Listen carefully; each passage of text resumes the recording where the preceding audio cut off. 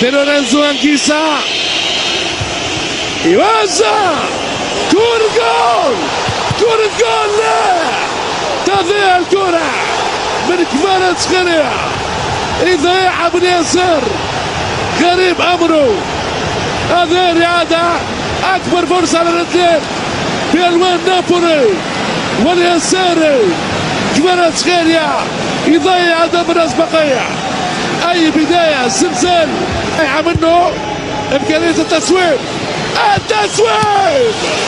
والركنية صاروخية كاميرونية من أنكيسا، والتصدي للحارس مانيا التفوق العددي إبراهيم دياز تعدي التسويق جول، الهدف الأول لفريق ميلان الأوروبي. يا سادة يا كرام، بألوانه التاريخية صيد الأرقام، ميلان المواعيد، حديد في حديد. إبراهيم دياز لاعب الامتياز، ميلان يتيح بعملاق إيطاليا الجديد. نابولي في خبر كان أوهام بأوهام، عند أكبر امتحان ميلان فنان ونابولي يهان. بداية قوية لفريق الميلان بهدف راية.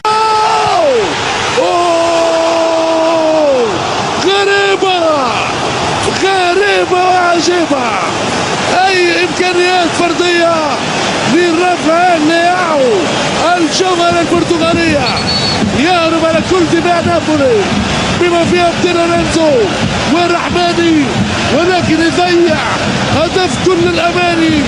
بن ناصر يوزع بالراس سايمون كاير.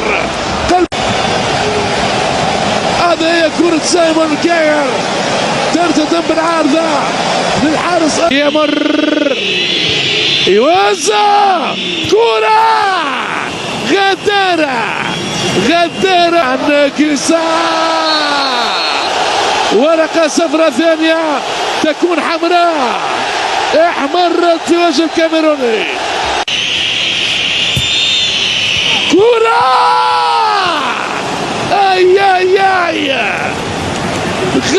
نجح هذا الرجل في القفز رفقة زوجته من سقف المنزل إلى المسبح بدون أن يتأذى أي واحد منهما.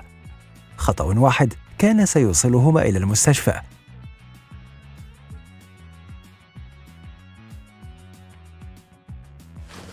كاد هذا الميكانيكي أن يتعرض لحادث خطير، لكنه نجح في القفز بين السيارتين في آخر لحظة.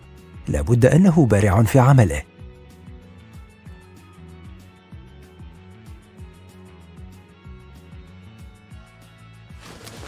قرر هذا اللاعب منح قرص الهوكي لمشجعة صغيرة، لكن بقية المشجعين أخذوه قبلها. حدث ذلك مرتين، لكنها حصلت على هديتها في المرة الثالثة.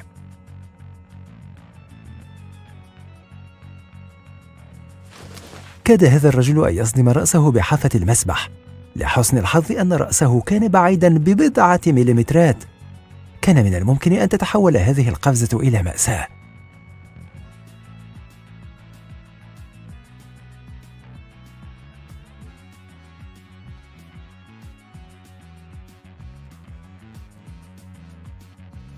كاد هذا الدراج أن يسقط من دراجته أثناء محاولة رفع العجلة الأمامية. لحسن الحظ أنه حافظ على توازنه وواصل الجري للحاق بدراجته التي واصلت طريقها أيضا دون أن تسقط.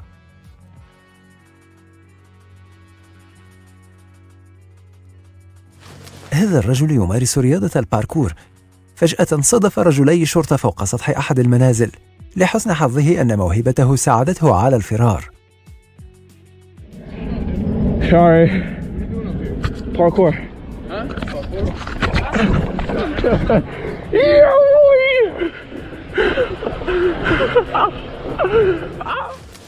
كان هذا الطفل يلتقط بعض الصور مع والده في الغابة قبل أن يظهر دب عملاق خلفه.